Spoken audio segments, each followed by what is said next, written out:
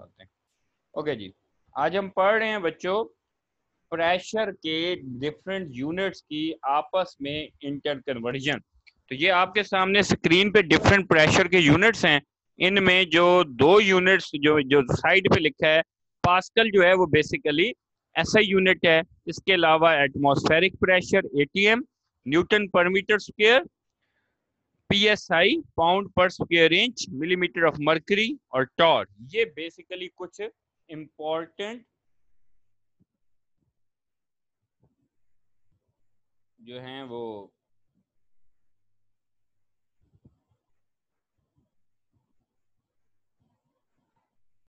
Okay.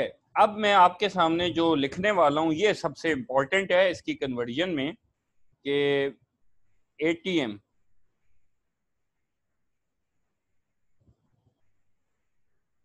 जो 1 ATM है ना, वो कितने मिलीमीटर ऑफ मर्करी के इक्वल होता है?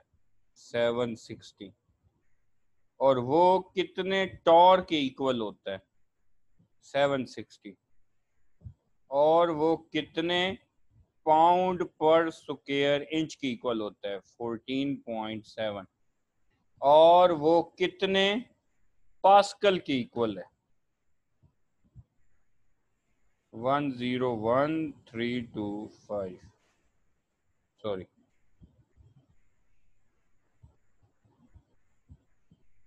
101325।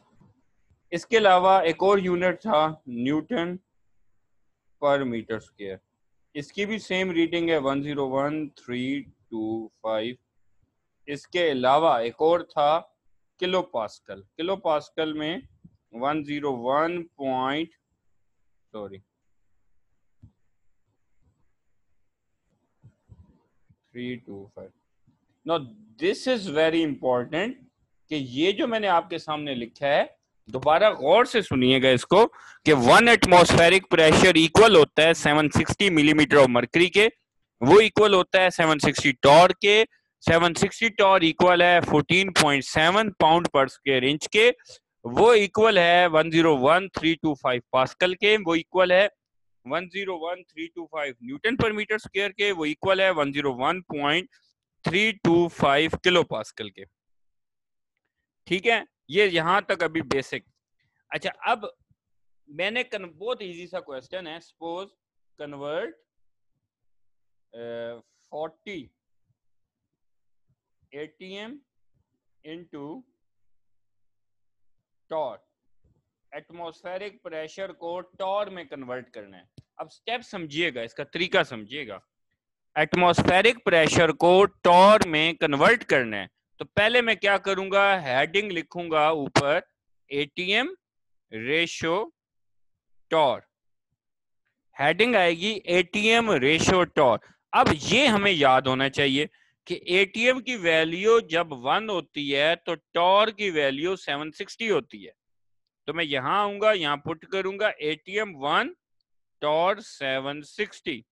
अब मेरे पास जो गिवन है वो गिवन है बच्चे 40 एटीएम, तो यहाँ 40 पुट करूंगा और टॉर फाइंड करना है तो उसे एक्स ले लूंगा। ठीक है, फिर हम इसको क्रॉस मल्टीप्लाई करते होते हैं, तो ये वर्क मैं इधर लिख रहा हूं, ये हो जाएगा 1 into X equal to 760 multiply by 40। थोड़ा सा गंदा लिखा गया। x इक्वल टू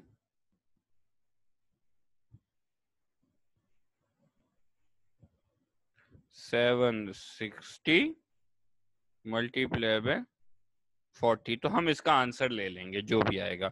ठीक है, अब जरा कोई बच्चा जिसका क्वेश्चन हो इसमें कि ये कैसे हुआ है, कोई क्वेश्चन मैं रिपीट कर दूं? साइम समझ आई? Yes sir. जी आमना मूसा बेटा। Yes sir. जी तैमूर।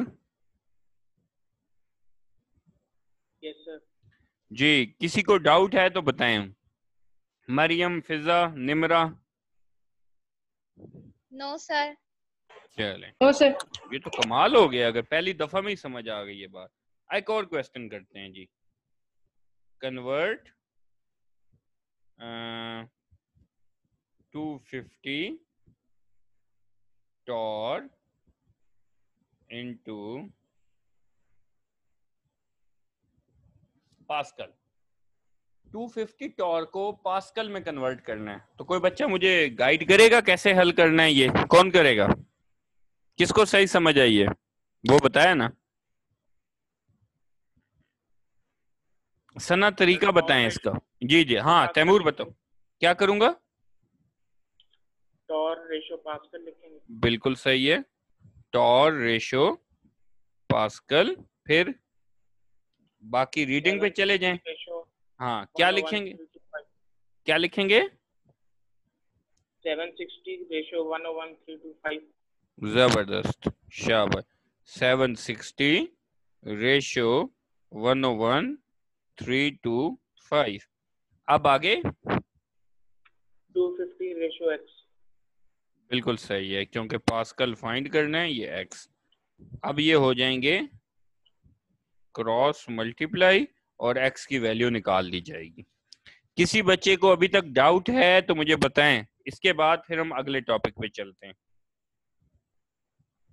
पेज नंबर 94 पे है बॉयल्स लॉ।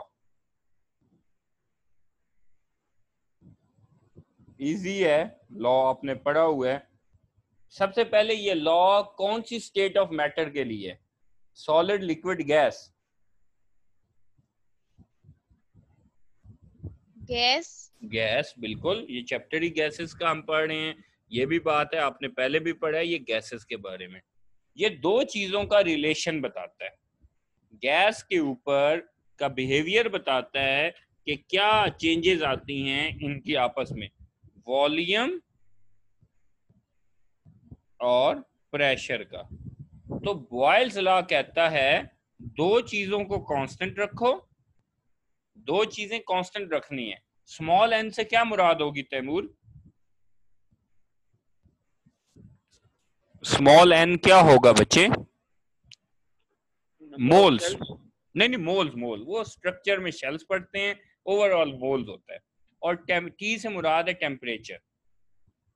ये कहता है कि volume of a gas is inversely proportional to applied pressure if number of moles and temperature are kept constant. Volume and pressure are inversely proportional, ठीक है। Volume of a gas and pressure is inversely proportional if number of moles and temperature are kept constant. ठीक हो गई बात? ये basic सी एक definition है इसकी कि ये दो चीजें आपस में इनवर्सली प्रोपोर्शनल है, आपने पढ़ा था। अच्छा, जो दो चीजें आपस में इनवर्सली हों उनका ग्राफ कैसा आता है? उनका ग्राफ यूं आता है बेटा। ये कैसा ग्राफ है जी? इसको कौन सी टाइप का ग्राफ बोलते हैं? मतलब ये स्ट्रेट लाइन है या ये कर्व है? इन दो ऑप्शंस में से बताएं।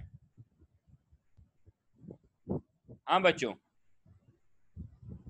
ये ग्राफ स्ट्रेट लाइन ग्राफ आया है या कर्व ग्राफ आया है? कर्व है। कर्व है सर कर्व है। बिल्कुल। अब ये याद रखें, कभी भी दो इनवर्स रिलेशन का ग्राफ बनाएंगे ना, क्योंकि वॉल्यूम एक्स एक्सिस पे है, प्रेशर वाई पे है, दोनों एक दूसरे के इनवर्सली हैं, तो इनका ग्राफ कर्व शेप आएगा। यहां तक बात डन हो गई। अच्छा, अब यहां पर सपोज ये है 0 डिग्री सेंटीग्रेड पे, तो ये वाला ग्राफ है 25 डिग्री सेंटीग्रेड पे, ये कर्व। फिर एक और कर्व आई है सपोज 50 डिग्री सेंटीग्रेड पे। अब यहां पर एक बात समझनी है आपने बेटा, ये जो एक कर्व होती है ना, इन कर्व्स को एक और नाम भी दिया जाता है आइसोथर्मिक कर्व।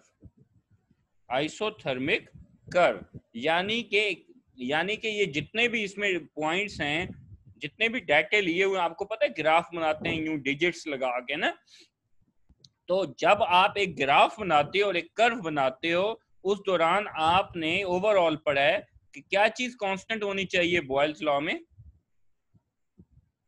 बॉयल्स लॉ में हमेशा टेम्परेचर कांस्टेंट होता है, ठीक है। तो अब जो ये कर्व आती है, इस कर्व को आइसोथर्मिक कहते हैं। आइसो का क्या मतलब होता है तैमूर? सेम। सेम। और फिजा थर्मिक का क्या मतलब है? थर्म का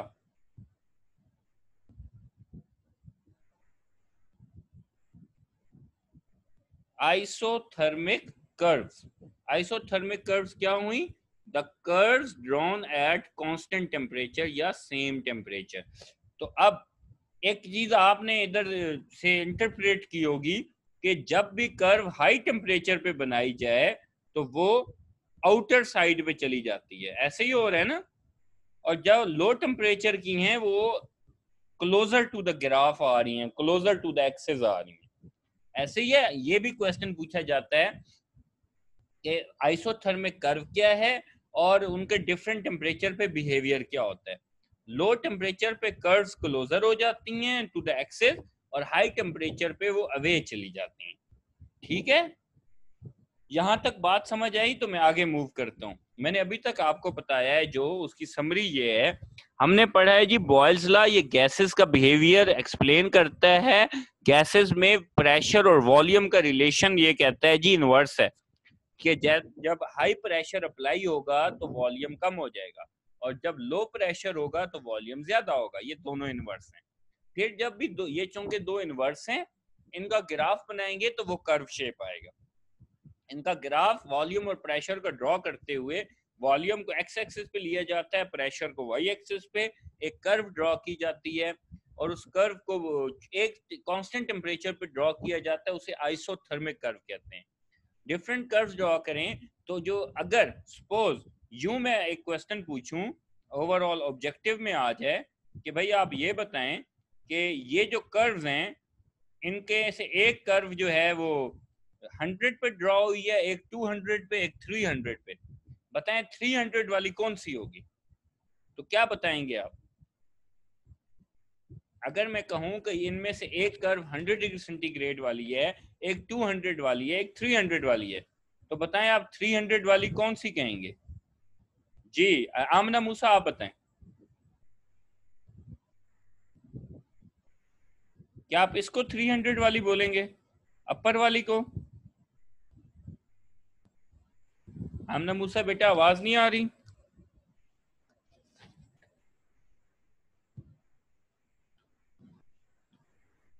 जी निम्रा आप बताएं। सर ये ऊपर वाली? हाँ सर ये ऊपर वाली? बिल्कुल ऊपर वाली। ठीक है, ओके डन हुई बात। आगे चलते हैं इससे आगे। तो अब इस ग्राफ लॉ की फर्दर एक्सप्लेनेशन करते हैं। आपके पास पेज नंबर 95 पे दो ग्राफ बने हुए हैं। एक ग्राफ मैंने आपको बना के दिखा दिया, ठीक है, उसने बताया हुआ है पेज नंबर 95 पे, आई रिपीट टॉप पे उसने बोला है T1 लेस है, T2 ग्रेटर है, T3 ग्रेटर है। तो कौन सा ग्राफ सबसे ऊपर है? आउटर साइड पे T3 है, जो मैंने आपको ये रिलेशन समझाया। जो नेक्स्ट ग्राफ है वो जरा डिफरेंट है, इनवर्स ऑफ वॉल्यूम और प्रेशर। ठीक है,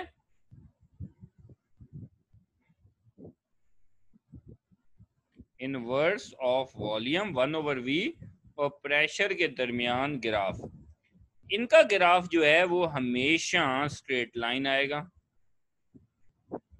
ठीक है, अब ये T1 है, ये T2 है और ये T3 है। T1 लेस है T2 से, T2 लेस है T3 से। अच्छा, अब जो प्रेशर और वॉल्यूम है ये एक दूसरे के इनवर्सली प्रोपोर्शनल हैं, ये बात है, लेकिन प्रेशर इनवर्स ऑफ वॉल्यूम के डायरेक्टली प्रोपोर्शनल है। दोबारा एक बात सुनिएगा, प्रेशर और वॉल्यूम एक दूसरे के इनवर्सली प्रोपोर्शनल हैं, मगर प्रेशर और इनवर्स ऑफ वॉल्यूम एक दूसरे के डायरेक्टली प्रोपोर्शनल होंगे। ये बात समझ आई किसी को या डाउट हुआ किसी को ये बात सुन के?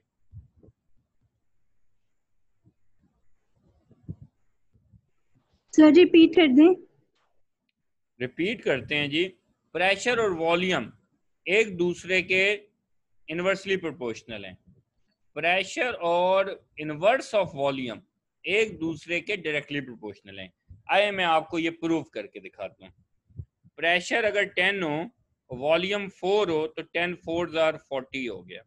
अब प्रेशर अगर डबल करेंगे, 20 कर दिया तो वॉल्यूम हाफ हो जाएगा, सच दैट 20 इंटू 2 40।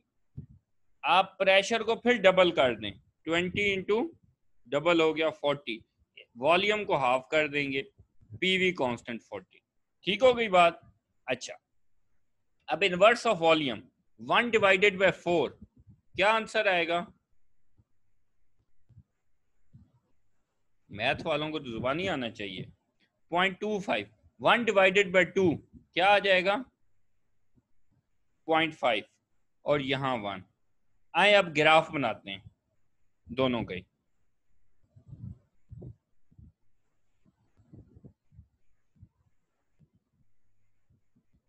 वॉल्यूम 1 2 3 4,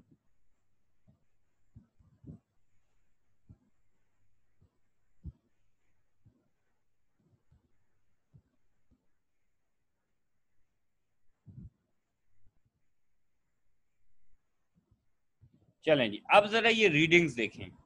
जब वॉल्यूम की रीडिंग बच्चों 4 हो तो प्रेशर 10 होता है, ऐसे है। जब वॉल्यूम की रीडिंग 4 हो तो प्रेशर 10 है। वॉल्यूम की रीडिंग 4 है और प्रेशर 10 है, ये पॉइंट हो गया। पीछे आए, वॉल्यूम की रीडिंग 2 हो तो प्रेशर 20 होता है, ये चेक करें। वॉल्यूम की रीडिंग 2 हो तो प्रेशर 20। अच्छा, फिर वॉल्यूम की रीडिंग 1 हो तो प्रेशर 40 है। वॉल्यूम की रीडिंग 1 है तो प्रेशर 40। अगर आप इन कर्व्स को आपस में मिलाएं तो ये एक पॉइंट्स को मिलाएं तो कर्व बनती है। तो ये साबित हो गया कि वॉल्यूम और प्रेशर एक दूसरे के इन्वर्सली हैं, क्योंकि कर्व आई है। मैंने आपको कहा कि जो डायरेक्ट रिलेशनशिप होते हैं उनमें स्ट्रेट लाइन बनती है। आए प्रूव करते हैं। आपके पास 1/v की रीडिंग है, वो क्या है? सॉरी, पहले लेबल कर लेते हैं। 0.25,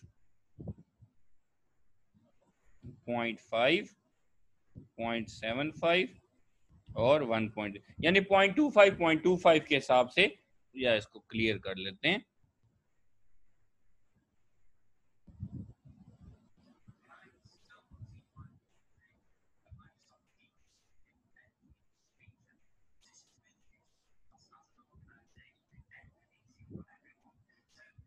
अच्छा, 1/v।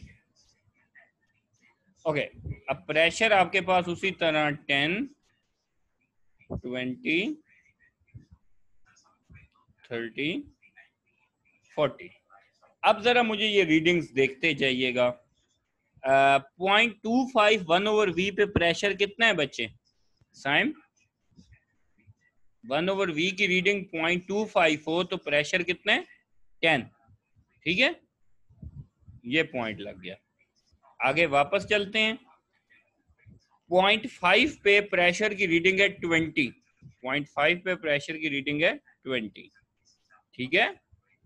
और 1 पे प्रेशर की रीडिंग है 40।